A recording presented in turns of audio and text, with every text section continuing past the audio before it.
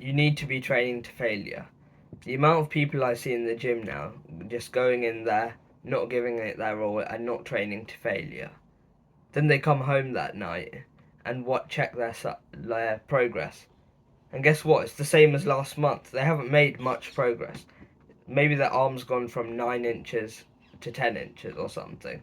But it's been very minimal progress. Even though they've been getting their protein in. Even though they've been getting their calories in. Even though they've been getting that 9 hours of sleep in. They're still not making progress. Well, why are they not making progress? Because they're not training to failure. You need to train to failure. So what is training to failure? Training to failure is training until your body literally can't move. So as an example, let's take a straight bar tricep overhead extension. So you're doing the exercise. The first person who I mentioned earlier, he does the exercise like this. And then when he feels a small burn in his tricep, he puts the bar back down and stops there. The other person, the person who trains to failure, the person who pushes himself, this is what he does. He goes like this.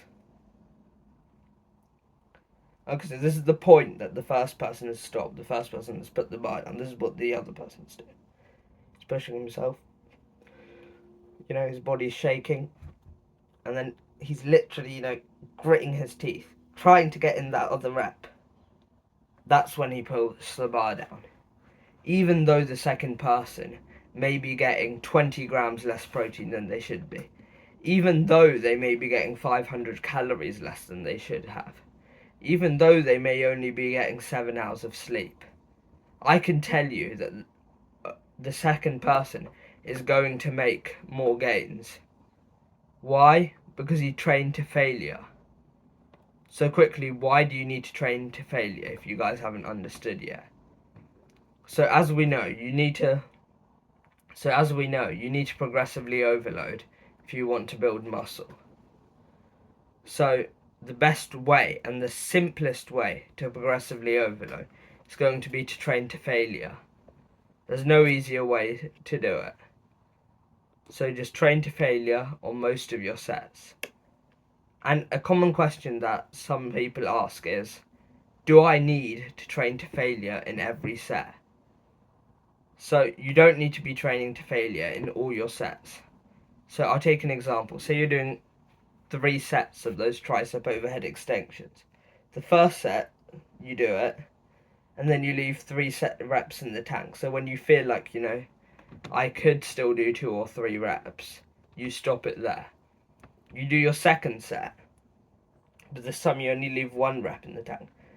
So when you go like that and go, you know what, I could probably do another rep, but I'm going to leave it there. Then in your third set, your final set, you take it all the way, to the point where you're gritting your teeth, shaking and all that. And then you put that down. Now, do you only need to train to failure on 1 set for every exercise? No, you don't. Like Jeff Nifford, a science-based lifter, analysed the way that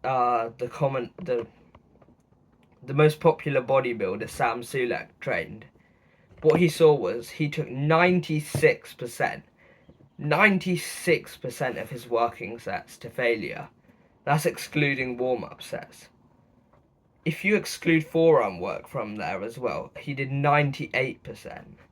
Just think about that. 96% of his sets to failure. Have you seen how big Sam Sulek is? If you haven't, I'll put up a picture here. That's how big he is.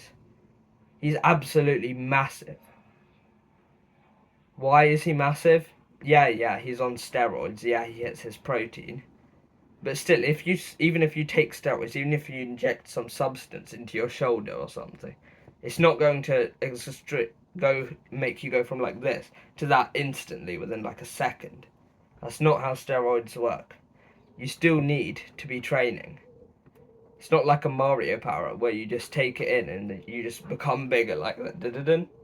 That's not how it works. You still need to be training. If Sam Sulek had taken steroids and he didn't do most of his sets to failure, say he did 20% of his sets to failure, I can guarantee you that he would have done less, that he would have got less progress over what he's got now. And Sam even enjoys training to failure, is another thing. Sam Sulek seems to enjoy training to failure because it gives him a better pump, because it gives him, a better mind-muscle connection, and all those things. So now you know that you need to be training to failure. Thanks for watching, and I'll see you guys next time.